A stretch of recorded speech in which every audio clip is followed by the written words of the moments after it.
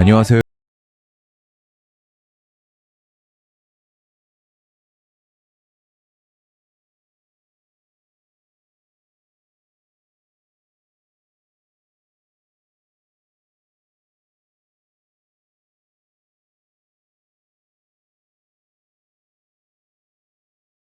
이야기를 해보려고 합니다. 썰록 채널에 오신 것을 환영합니다. 저는 도파민 생성자 도생 썰록입니다. 만약 여러분도 한 가문이 어떻게 이토록 거대한 불을 쌓고 그 불을 통해 한 나라의 교육, 의학, 문화, 심지어 정치까지 설계할 수 있었는지 궁금해하셨다면 이 영상을 보시면서 도파민 수혜자, 도수가 되시기를 바라봅니다. 이 거대한 드라마의 주인공은 바로 미국의 한 세기를 설계한 록펠러 왕조입니다. 석유 독점에서 시작해 인류 최대의 자선까지 자본의 진화가 만들어낸 산막의 드라마를 지금부터 함께 펼쳐보겠습니다. 자, 그럼 이 이야기의 시작으로 돌아가 보죠. 한때 미국에서 가장 미움받았던 가문, 동시에 가장 존경받았던 가문이기도 한 록펠러 가문의 시작은 의외로 한 명의 떠돌이 사기꾼과 연결되어 있습니다. 존 D. 록펠러의 아버지 윌리엄 록펠러는 스스로를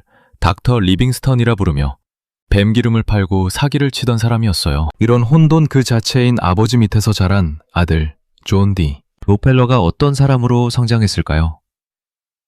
역설적이게도 그는 누구보다 질서와 규율에 집착하는 인물이 됩니다. 어릴 적부터 클리블랜드의 곡물 거래소에서 일하며 철저한 장부 기록과 계산에 매달렸죠. 여러분이라면 어떠셨을 것 같으세요? 그렇게 혼란스러운 환경에서 오히려 완벽주의를 추구하게 된 존 D. 록펠러의 심리는 과연 어떤 것이었을까요? 이 질문의 답이 훗날 그가 세상을 뒤흔들 제국을 건설하게 되는 중요한 열쇠가 됩니다. 그의 다음 행보가 궁금하지 않으신가요? 이런 존 D. 록펠러의 질서와 규율에 대한 집착은 곧 미국 경제를 뒤흔들 거대한 힘으로 발현됩니다. 바로 스탠더드 오일의 탄생이죠. 1880년대에 이르러 스탠더드 오일은 미국 정유 시장의 무려 90%를 장악합니다. 놀랍지 않나요? 이 정도로 압도적인 시장 지배력을 만들어낸 비결은 무엇이었을까요? 많은 분들이 석유 시추, 즉 기름을 캐내는 것에서 불을 쌓았다고 생각하시겠지만 사실 록펠러의 전략은 달랐습니다. 그의 핵심은 바로 정제와 물류의 통제에 있었습니다. 그는 원유를 정제하고 이를 운송하는 철도와 결탁해 비밀 리베이트 시스템을 구축했어요. 경쟁사들이 도저히 버틸 수 없는 가격으로 유통망을 장악한 거죠. 이른바 클리블랜드 학살이라 불리는 이 시기, 불과 4개월 만에 20개가 넘는 경쟁사를 매입해버렸습니다. 여러분, 지금의 공정거래법으로는 상상하기 어려운 일이죠. 이런 압도적인 독점이 과연 언제까지 이어질 수 있었을까요? 그리고 이 독점의 끝은 과연 어떤 모습이었을까요? 자, 이렇게 거대해진 스탠더드 오일 제국은 결국 미국 정부의 제동에 직면합니다. 독점은 너무나 강력했고 연방대법원은 1911년 셔먼 반독점법 위반을 선언하며 스탠더드 오일을 34개의 회사로 강제 분할하라는 판결을 내립니다. 아마 많은 분들은 이렇게 되면 록펠러 가문의 몰락이 시작되었을 것이라고 생각하실 겁니다. 하지만 여기서 놀라운 역사의 아이러니가 펼쳐집니다. 강제로 분할된 주식의 가치가 오히려 급등하면서 존 D. 록펠러는 인류 역사상 최초로 억만장자 반열에 오르게 됩니다. 그의 부는 분할 이전보다 오히려 더 불어난 것이죠. 엑센, 모빌, 쉐브론 같은 오늘날의 거대 석유 기업들이 모두 이때 스탠더드 오일에서 파생되어 탄생했습니다. 독점을 해체하려던 정부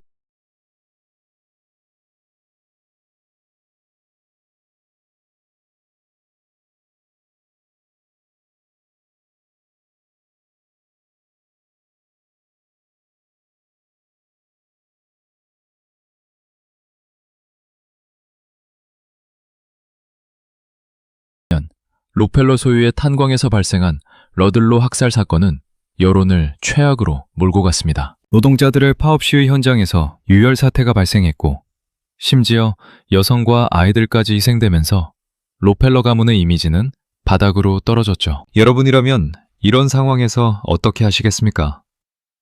막대한 부를 가졌지만 대중의 지탄을 받는다면 어떤 기분이었을지 상상이 안 되네요. 이때 존 D. 록펠러 2세는 단순한 기부를 넘어선 과감한 결단을 내립니다. 바로 이미지 쇄신과 과학적 자선이라는 새로운 길을 택한 것이죠. 단순히 돈을 뿌리는 것이 아니라 문제의 근본적인 원인을 해결하려는 시도였습니다. 과연 그들은 어떻게 이 위기를 돌파하고 대중의 신뢰를 회복했을까요?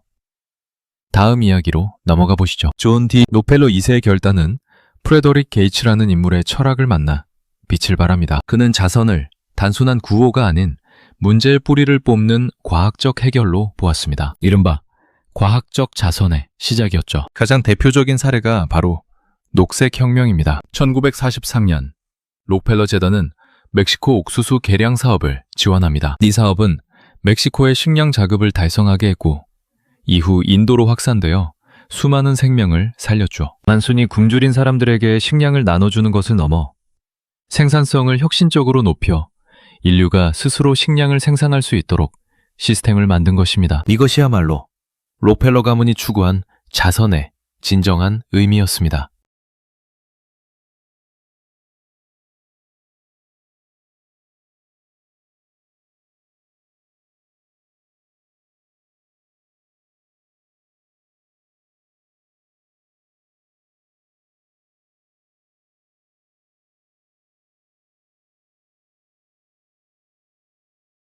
자선은 교육과 의학 분야에서도 지대한 영향을 미쳤습니다. 그들은 시카고 대학의 설립을 지원하며 인류 지성의 산실을 만드는 데 기여했습니다. 이 대학은 현재까지 무려 90명이 넘는 노벨상 수상자를 배출했죠. 또한 국제보건국을 설립하여 구충 패치와 황열병 연구에 매진했습니다. 당시 수많은 사람들을 고통받게 하던 질병의 근원을 찾아 해결하려 했던 것입니다. 이런 노력은 훗날 세계보건기구, 즉 WHO 설립의 토대가 되기도 합니다. 생각해보세요. 한때 가장 미움받았던 독점 자본가가 세운 재단이 인류의 지성과 건강 증진에 이토록 거대한 유산을 남겼다는 것이 정말 놀랍지 않나요? 어떻게 보면 석유로 얻은 부가 인류를 위한 더 큰 선으로 돌아온 역사의 아이러니라고 할 수 있겠죠. 하지만 록펠러 가문의 영향력은 여기에 그치지 않았습니다. 그들의 손길은 의외의 분야까지 뻗어 있었죠. 록펠러 가문의 문화적 유산은 가문의 남성들 못지않게 한 여성의 헌신적인 노력으로 이루어졌습니다. 바로 존 디 록펠러 2세의 아내 애비 올드리치 록펠러입니다. 남편이 석유와 금융제국을 건설하는 동안 그녀는 가문의 문화적 영혼을 불어넣었습니다. 1929년 그녀는 뉴욕 현대미술관, 즉 모마를 설립하여 현대미술의 표준을 제시했고 오늘날 세계 최고의 미술관 중 하나로 만들었습니다. 또한 미국의 역사적 장소인 콜로니얼 윌리엄스버그의 보존과 복원에도 크게 기여했죠. 거대한 산업 자본이 단순히 돈을 버는 데 그치지 않고 인류의 예술과 역사를 보존하고 발전시키는 데까지 그 힘을 발휘했다는 점은 흥미롭습니다. 여러분,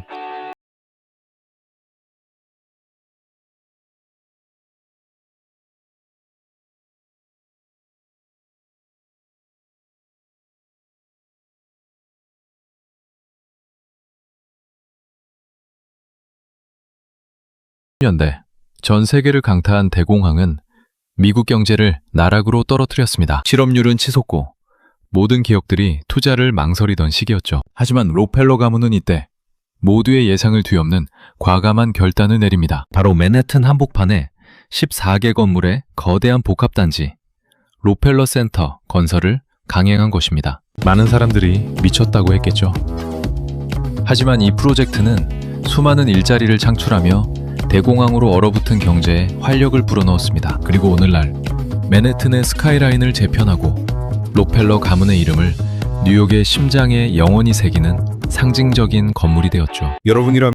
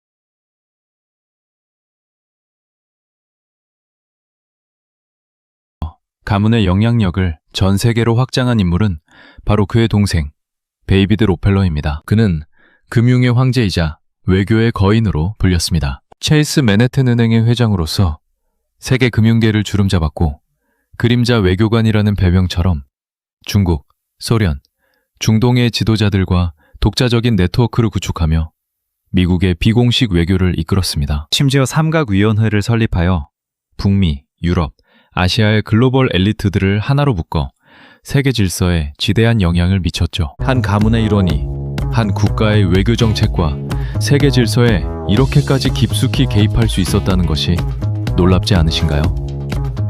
오늘날에도 여전히 보이지 않는 곳에서 이런 강력한 네트워크가 작동하고 있을지도 모른다는 생각을 해봅니다. 하지만 이처럼 강력한 가문에도 막을 수 없는 비극과 미스터리가 찾아오기도 합니다. 록펠러 가문의 화려한 역사 속에는 풀리지 않는 미스터리이자 비극도 존재합니다. 바로 넬슨 록펠러의 아들이었던 마이클 록펠러의 실종 사건입니다. 1961년 마이클은 뉴기니의 아스마트 부족 예술품을 수집하던 중 실종되었습니다. 온갖 수색 노력에도 불구하고 그의 흔적은 찾을 수 없었죠. 가문의 거대한 힘으로도 사랑하는 아들의 행방을 알아내거나 그를 구원할 수 없었던 것입니다. 그의 최후는 아직도 미스터리로 남아있으며 수많은 설만 난무하고 있습니다. 인류 역사상 가장 부유하고 강력한 가문이라 할지라도 자연의 거대한 힘 앞에서는 한없이 무력할 수밖에 없음을 보여주는 안타까운 사건입니다. 이 사건을 통해 우리는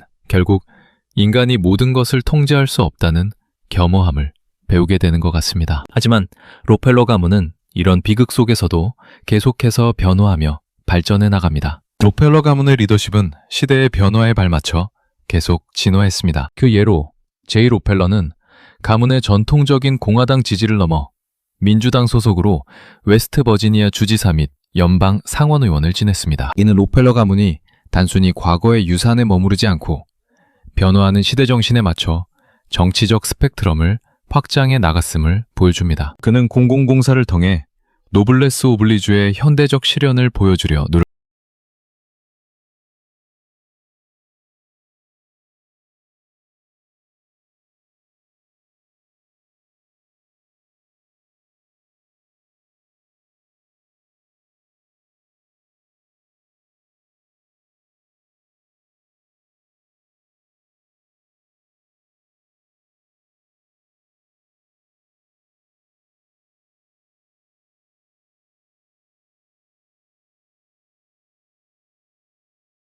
고를 통해 역사의 거대한 아이러니를 완성해 보겠습니다. 석유로 불을 일군 가문이 이제 석유와의 결별을 선언했습니다. 록펠러 재단은 화석연료 산업에서 모든 투자를 철수하는 다이베스트먼트를 결정했습니다. 이보다 더 큰 역사의 아이러니가 있을까요? 그들은 이제 기후변화 대응을 새로운 사명으로 삼고 있습니다. 니케아, 베조스 등과 연합하여 GEAPP라는 글로벌 에너지 연합을 통해 기후위기 대응에 10억 달러 이상을 투입하고 있죠. 또한 음식이 곧 약이다. Food is Medicine 프로그램을 통해 지속가능한 식량 시스템 구축에도 앞장서고 있습니다. 과거의 독점과 이기적인 이미지에서 벗어나 이제 인류 전체의 생존과 직결된 문제에 적극적으로 개입하고 있는 것입니다. 여러분, 이들의 변화는 우리에게 어떤 메시지를 던지고 있을까요? 돈의 가치와 부의 쓰임에 대해 다시 한번 생각하게 만드는 대목입니다. 오늘 우리는 록펠러 왕조의 파란만장한 이야기를 함께 살펴보았습니다. 뱀 기름장수의 아들에서 시작해 미국의 세기를 설계하고 인류 최초의 억만장자가 되었지만 동시에 가장 미움받는 가문이기도 했습니다. 하지만 그들은 위기를 기회 삼아 과학적 자선을 통해 교육, 의학, 문화, 그리고 기후변화에 이르기까지 인류의 삶의 방식에 지대한 영향을 미쳤습니다. 매목한 독점 자본이 현대 미국의 뼈대를 세웠다는 역설적인 사실은 우리에게 깊은 질문을 던집니다. 과연 독점은 죄악일까요? 아니면 시대를 앞당긴 필요악이었을까요?